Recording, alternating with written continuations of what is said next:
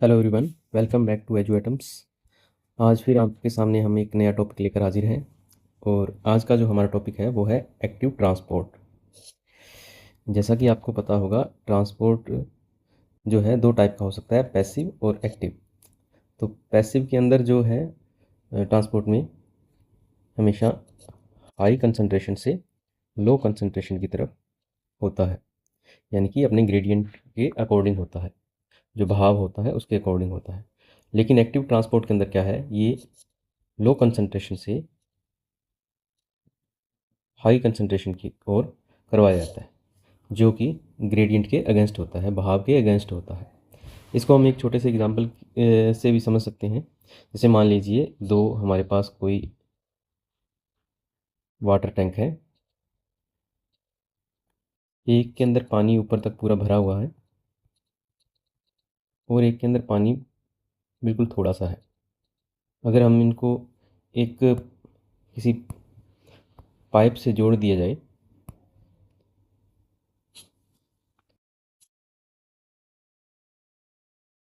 इनको एक पाइप से जोड़ दिया जाए, तो आप कोई भी बता सकता है, छोटा बच्चा बता सकता है कि ये जो पानी है वो क्या है, इस तरफ बहेगा, है ना।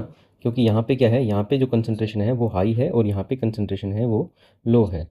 तो हमेशा कंसंट्रेशन की क्या है, हाई से लो की तरफ बहेगा। तो ये इसका ग्रेडियंट जो है इस तरफ बनेगा। लेकिन अगर हमें इस पानी को इस साइड से इस तरफ बहाना है, तो हमें क्या करना पड़ेगा, इसमें एनर्जी कंज्यूम करनी पड़ेगी। एनर्जी के द्वारा ही हम क्या है, ये पानी को इस साइड से इस तरफ ला सकते हैं। और एनर्जी कंज्यूम करने के लिए भी हमें कोई साधन चाहिए, और वो हम क्या, यहाँ पे साधन क्या होगा हमारे पास, सोर्स क्या होगा हमारे पास, हमें यहाँ पे कोई एक पंप लगाना पड़ेगा। वो पंप क्या करेगा, वो पंप यहाँ से पानी उठा के, इधर से पानी उठा के, और वो पंप क्या कर सकता है, वो पानी को वापस इस तरफ डाल सकता है, और ये सारे थोड़े पानी को भी क्या है, ये ज़्यादा पानी के अंदर पहुँचा सकता है पंप की तरफ।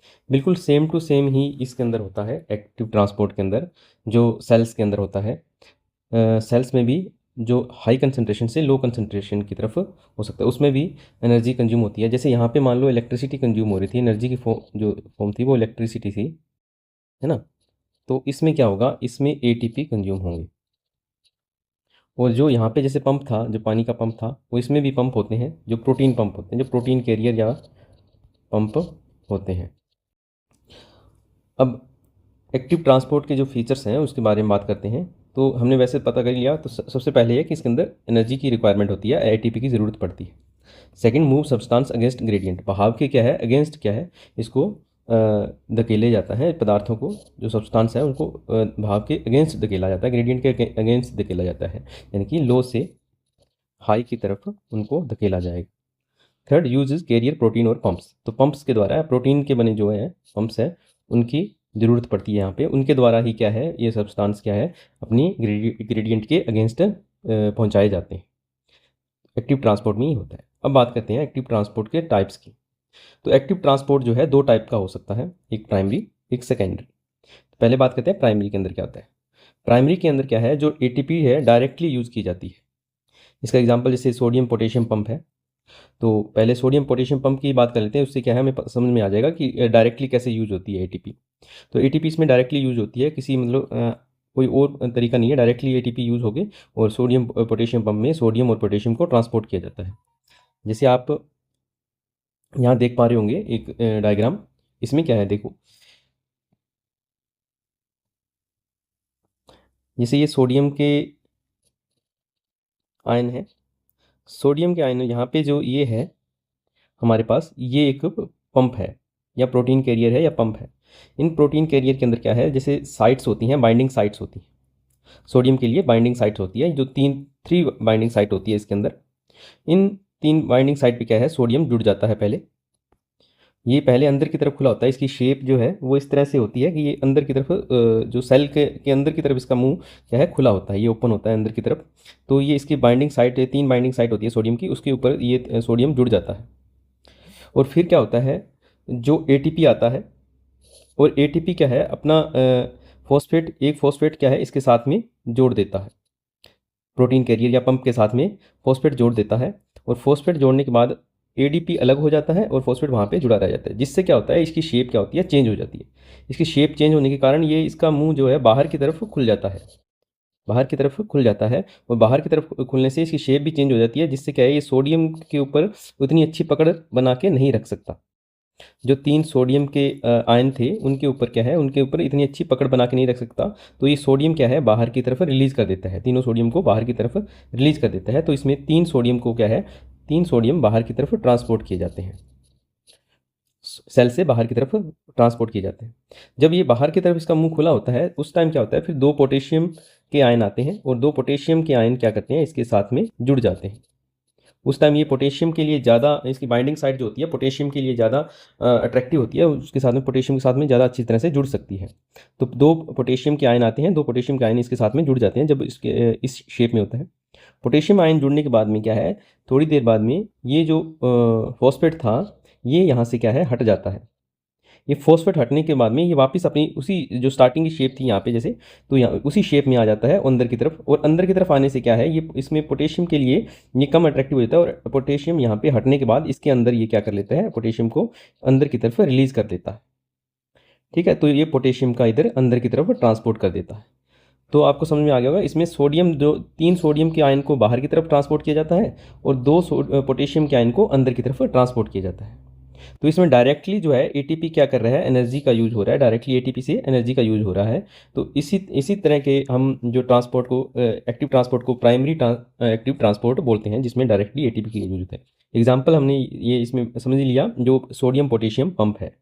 ठीक है, अब नेक्स्ट बात करते हैं सेकेंड टाइप के पंप की, जो कि है हमारे पास secondary active transport. Secondary active transport के अंदर क्या होगा, सेकेंडरी एक्टिव ट्रांसपोर्ट में डायरेक्टली एटीपी का यूज़ नहीं होता, डायरेक्टली एटीपी का यूज़ नहीं होता। उसके अंदर जो पहले ग्रेडियंट बन गया था सोडियम के बाहर की तरफ जाने की वजह से, एक बार दोबारा उस पर नज़र डालते हैं फिर आपको थोड़ा समझ में आएगा। जैसे ये सोडियम बाहर की तरफ चले गए थे, यहाँ पे सोडियम की पहले से ही कंसनट्रेशन हाई थी, सोडियम की कंसनट्रेशन पहले से ही हाई थी इसके अंदर, लेकिन फिर भी क्या है सोडियम अपनी हाई कंसनट्रेशन के अंदर चला गया, तो कंसनट्रेशन और ज़्यादा हाई हो गई, सोडियम की कंसनट्रेशन और ज़्यादा हाई होगी। तो ये ग्रेडियंट क्या है, बहुत ही एक स्ट्रॉन्ग ग्रेडियंट बन गया। ये सोडियम इस वापस इधर आने के लिए मतलब बहुत ज़्यादा कोशिश करेंगे, तो एक ग्रेडियंट बन गया। तो अब जो ग्रेडियंट बना है उसकी वजह से क्या है, जो दूसरे सब्सटेंस जो अंदर आएंगे या बाहर जाएंगे, तो उनको क्या है हम सेकेंडरी एक्टिव ट्रांसपोर्ट बोलेंगे। अभी इस डायग्राम से समझते हैं। जैसा कि इसमें आप देख पा रहे होंगे, जो जैसे सोडियम जो है, सोडियम और पोटेशियम पंप यहाँ पे दिख रहा होगा आपको, सोडियम इस तरफ जा रहे हैं, तो यहाँ पे क्या है सोडियम की क्या हो गई, कंसनट्रेशन काफ़ी ज़्यादा लो हो गई, काफ़ी ज़्यादा लो हो गई। अब यहाँ पे काफ़ी ज़्यादा कंसनट्रेशन लो होने के कारण में क्या है, इस वजह से ये क्या है दूसरी जगहों से सोडियम को यहाँ पे लाना चाहेगा, कहीं और से सोडियम को यहाँ पे लाना चाहेगा, ताकि क्या हो यहाँ पे सोडियम की कंसनट्रेशन क्या हो जाए, यहाँ पे कंप्लीट सही हो जाए, मेंटेन हो जाए। ठीक है, अब सोडियम जब यहाँ पे लाना चाहेगा, तो जैसे यहाँ पे ये जो एक और प्रोटीन कैरियर है, उससे क्या है सोडियम, उसके अंदर भी एक सोडियम की बाइंडिंग साइट है, तो सोडियम की बाइंडिंग साइट में यहाँ पे जैसे सोडियम लगेगा, तो एक इसके अंदर क्या है दूसरी एक ग्लूकोज के लिए भी बाइंडिंग साइट है, तो यहाँ ग्लूकोज भी क्या है इस बाइंडिंग साइट से क्या हो जाएगा, जुड़ जाएगा। यहाँ पे सोडियम जुड़ गया और यहाँ पे क्या है ग्लूकोज जुड़ गया, ये दोनों जुड़ जाएंगे। जैसे ही सोडियम को इस तरफ ट्रांसफ़र किया जाएगा, तो इसके ये ग्लूकोज ना चाहते हुए भी इसके साथ में क्या है यहाँ इस तरफ आ जाएगा। ठीक है, तो इसके अंदर हुआ क्या, इसमें डायरेक्टली एटीपी का यूज़ नहीं हुआ, लेकिन जो एक ग्रेडियंट बना था, जो बहाव इस तरफ का जो बहाव बना था, उसकी वजह से क्या है सोडियम यहाँ आया, और सोडियम के साथ साथ में क्या है ये ग्लूकोज भी इसके साथ में आ गया। ठीक है, भले ही ग्लूकोज की यहाँ पे कंसनट्रेशन क्या थी, ज़्यादा थी, यहाँ से क्या थी ज़्यादा थी चाहे, फिर भी ना चाहते हुए भी सोडियम के साथ में ये ग्लूकोज यहाँ पे इस तरफ आ गया। तो इसमें क्या है, ये भी एक तरह का एक्टिव ट्रांसपोर्ट है, जिसमें क्या है डायरेक्टली एटीपी यूज़ ना होके उस ग्रेडियंट की वजह से ये क्या है इस तरफ आ गया। इसको हम इस तरह से समझ सकते हैं, जैसे जो स्टार्टिंग में हमने एक एग्जांपल लिया था, भी मान लो हमने यहाँ पे जो टैंकर थे,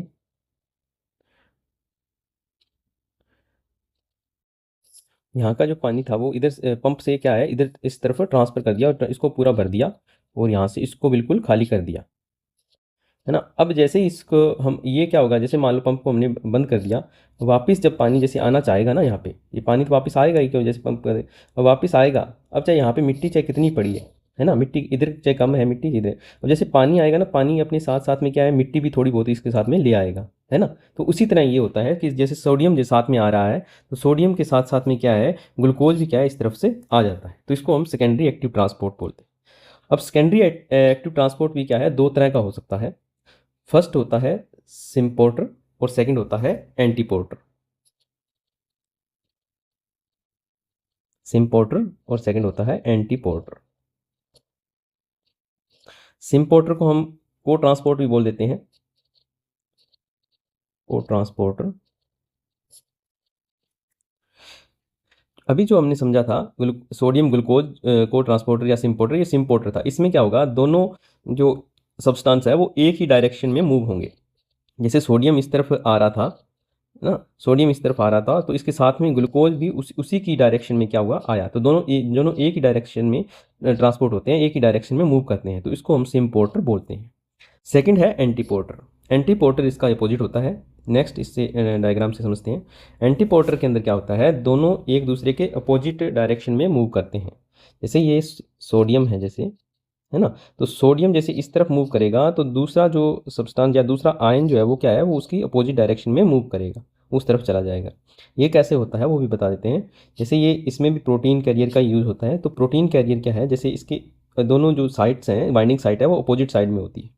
जैसे यहाँ पे इसके सोडियम के लिए बाइंडिंग साइट है, और यहाँ पे क्या है, दूसरे किसी आयन के लिए बाइंडिंग साइट है। जैसे हम इसका जो एग्जांपल है वो देख लेते हैं। एग्जांपल इसमें जैसे सोडियम कैल्शियम पंप जो है वो इसका एक एग्जांपल है। सोडियम कैल्शियम पंप जो है इसका एक एग्जांपल है। तो इसमें जैसे मान लो यहाँ पे सोडियम के लिए बाइंडिंग साइट है, तो यहाँ पे कैल्शियम के लिए यहाँ पे बाइंडिंग साइट होती है। ठीक है, अब सोडियम तो यहाँ पे जुड़ेगा और कैल्शियम क्या है, यहाँ पे जुड़ेगा। कैल्शियम के इधर तो चाहे जो कंसंट्रेशन लो है कैल्शियम के लिए, तो ठीक है, कैल्शियम के लिए कंसंट्रेशन लो है, लेकिन क्या है, सोडियम यहाँ पे इसमें ये जहाँ पे जुड़ेगा सोडियम, सोडियम इस तरफ आना चाहेगा, तो सोडियम जैसे इसके साथ में जुड़ के इस तरफ आएगा ना, तो ये पूरे प्रोटीन जो कैरियर है उसको क्या कर देगा, इसको पलट देगा। इसको पलटने से क्या है, ये कैल्शियम क्या होगा, इस तरफ अपने आप ही ट्रांसपोर्ट हो जाएगा, इस तरफ ट्रांसपोर्ट हो जाएगा, और पूरा कैल्शियम क्या है उस तरफ चला जाएगा। सोडियम इस तरफ आ जाएगा और कैल्शियम उस तरफ चला गया, तो दोनों एक दूसरे के क्या है, अपोजिट डायरेक्शन में क्या है, मूव कर रहे हैं। तो इसी तरह के ट्रांसपोर्ट को, एक्टिव ट्रांसपोर्ट को हम बोलते हैं एंटीपोर्ट ट्रांसपोर्ट।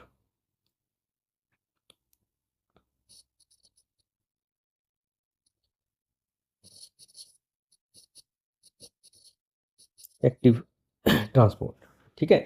तो ये हमारे पास दो टाइप के हो गए, सेकेंडरी एक्टिव ट्रांसपोर्ट भी, सिम्पोर्टर और एंटीपोर्टर। ठीक है, तो ये सेकंड इसमें आ गया। यही हमारे पास आज का हमारा टॉपिक था, एक्टिव ट्रांसपोर्ट। नेक्स्ट जो है इसके इंपॉर्टेंस जो हम देख लेते हैं, मेंटेन आयन बैलेंस। जो सेल्स के अंदर और सेल्स के बाहर आयन्स के बैलेंस को बनाए रखता है। अगर कहीं पे आयन्स कम हो जाए तो उसको बाहर भेज देता है, कम अगर अंदर ज़्यादा हो जाए बाहर भेज देता है, और अंदर अगर कम हो जाए तो अंदर ले आता है, तो आयन के बैलेंस को बनाने के लिए।